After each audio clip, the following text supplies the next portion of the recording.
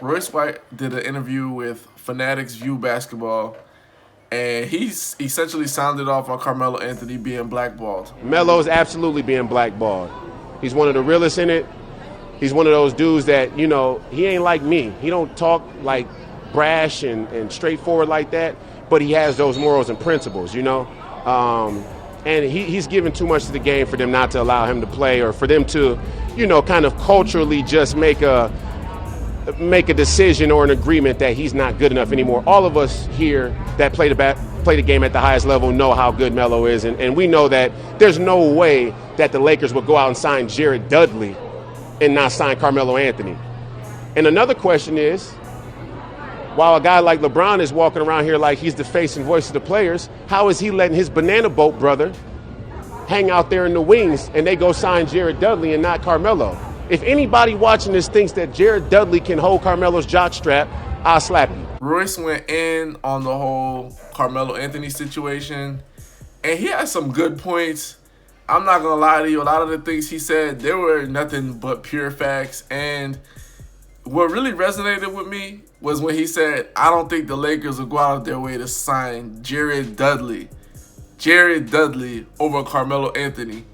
And he said that there's no way that Jared Dudley can hold Carmelo Anthony's jockstrap. And if you think so, whoever thinks so, I'll smack him. I'll slap you. That's exactly how I feel. I feel like there are so many players that are not on Carmelo Anthony's level. For them to be playing NBA and he's not. And he's not necessarily been a locker room problem. You never heard of him starting a fight in the locker room or creating division in the locker room. So you can't say he's a locker room problem.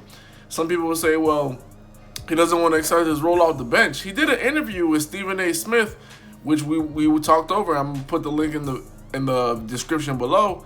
When Melo was talking about his whole situation, how he was willing to take a role off the bench. It just was never really communicated to him.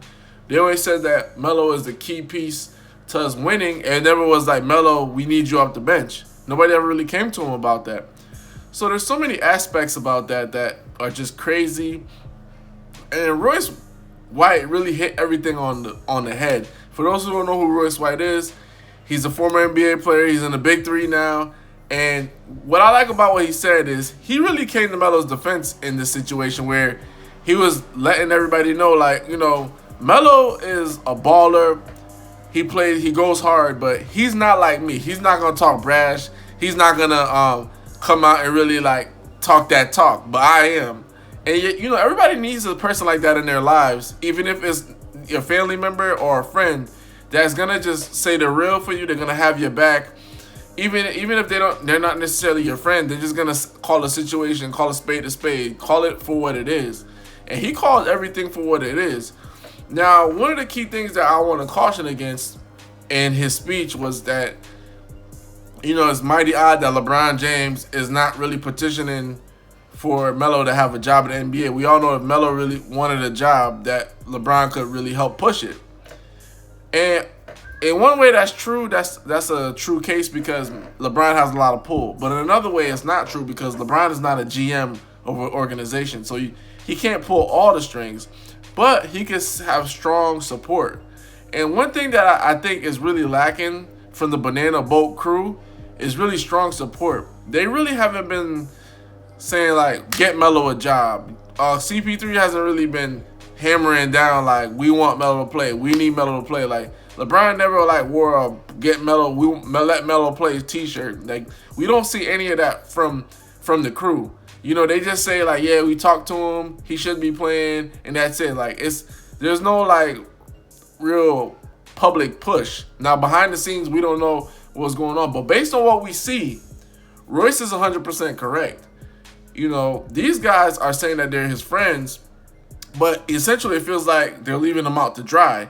Now, this is what I didn't like about the Stephen A. Smith interview he did with Carmelo Anthony, because Stephen A. was hinting at this, ladies and gentlemen. He was saying that this is the Banana Boat crew. This is the Banana Boat crew. Don't you feel like they should be petitioning for you to have a job? Like, they're not really going hard for you. And Melo was like, that's not really on them. But at the end of the day, these guys are also in positions of a little bit of power and influence, where we're just not seeing the influence publicly. And I think Royce hits the nail right on the head there. He has a valid point there. But the key here for everybody to understand is Carmelo, is being blackballed 100%. Royce White is one of the few people that are willing to publicly say, yes, this is not right. Yes, he's being blackballed.